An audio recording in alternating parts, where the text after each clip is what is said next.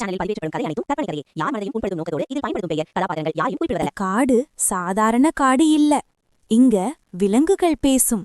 ஆனா சண்டைக்கு இல்ல, அறிவுக்கு. இந்த காட்டுல ஒரு விதி இருந்துச்சு.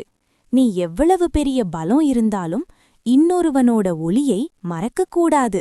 ஆனா ஒரு நாள், ஒரு வார்த்தை, ஒரு சந்தேகம், ஒரு பேராசை இந்த அமைதியான காட்டை உள்ளுக்குள்ள இருந்தே குலுக்கிடுச்சு. இது பலத்தோட போர் இல்ல, இது அறிவோட போர். இந்த கதையோட முடிவு உங்கள் மனசையும் மாற்றும். Welcome to story time YouTube channel. ஒரு காலம் மனுஷங்க கால் அடியே படாத, ஆனா வாழ்க்கையின் உண்மையெல்லாம் மரத்தோட இலையிலையா எழுதப்பட்டிருந்த ஒரு பெரிய காடிருந்தது. அந்த காட்டின் பெயர் சிந்தனை வனம். இந்த காடு சாதாரண காடு இல்ல ஃப்ரெண்ட்ஸ். இங்க விலங்குகள் பேசும், ஆனா கத்தி இல்ல, அறிவோட பேசும். இங்க ஒரு மரம் கூட இன்னொரு மரத்தோட வெளிச்சத்தை மூடினால் அது தப்புன்னு கணக்கு. இந்த காட்டின் முதல் விதி என்ன தெரியுமா?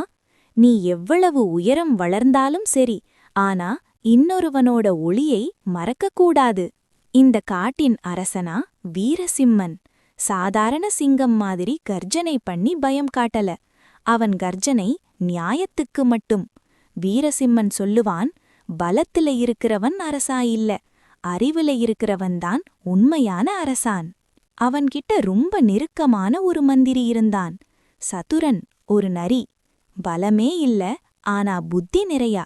காட்டுல ப்ராப்ளம் வந்தா முதல் ஃபோன் கால் சதுரன் கிட்டதான். இன்னும் ஒரு முக்கியமான விலங்கு ஞானகுரு, யானை. அவன் பேச மாட்டான் ரொம்ப, ஆனா பேசினால் அது காட்டின் தீர்ப்பு. சிங்கமும் நரிக்கும் யானை சொன்ன வார்த்தைக்கு தலை குனியும். எல்லாம் நல்லா போயிட்டிருந்த நேரத்துல ஒரு நாள் காட்டின் எல்லையிலிருந்து ஒரு புது விலங்கு வந்துச்சு. கருணாகன், ஒரு கால நிறமுள்ள நாகம். அவன் விஷம் இருக்கு, ஆனா அதைவிட பயங்கரமாயிருந்தது அவன் வார்த்தை.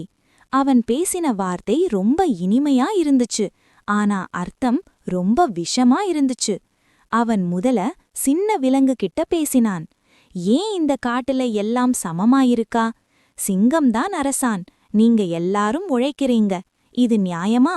இந்த கேள்விகள் சின்ன விலங்கோட மனசுல ஒரு சந்தேக விதையா விதிச்சு. முயல் யோசிச்சது, நான் எவ்வளவு வேகமா ஓடினாலும் முடிவு சிங்கம்தான் எடுக்கிறான்.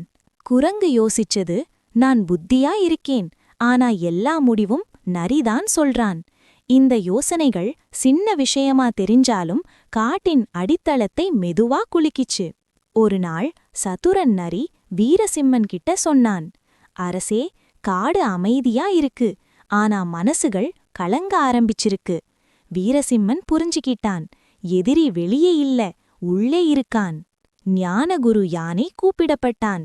அவன் ரொம்ப அமைதியா சொன்னான், விஷம் நாக்குல இல்ல, யோசனைக்குள்ளதான் இருக்கு. யோசனை மாறினால் காடே மாறும். வீரசிம்மன் நாகத்தோட நேரடியா சண்டை போடல. அவன் எல்லா விலங்குகளையும் ஒரு இடத்துல கூட்டினான். ஒரு கேள்விதான் கேட்டான், இந்த காட்டுல உங்களுக்கு குறை என்ன? முதலாம் முறையாக எல்லா விலங்குகளும் பேசினாங்க. அவங்க குரல் காடு முழுக்க கேட்டுச்சு.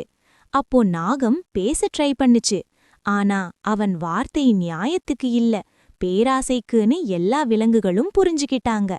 சதுரன் நரி சொன்னான், சந்தேகம் கேள்வி கேட்கும், பேராசை பதில் சொல்லும்.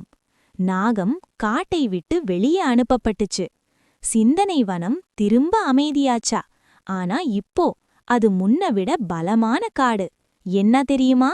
விலங்கு எல்லாம் கேட்க கத்துக்கிட்டாங்க, பேச கத்துக்கிட்டாங்க, புரிஞ்சுக்க கத்துக்கிட்டாங்க. அதிகாரம் பலத்துல இல்ல, அறிவுலதான் நிலை நிற்கும். பேராசை கேள்வியா வந்தாலும் அறிவு பதிலா நின்னால் எந்த சமுதாயமும் வீழாது.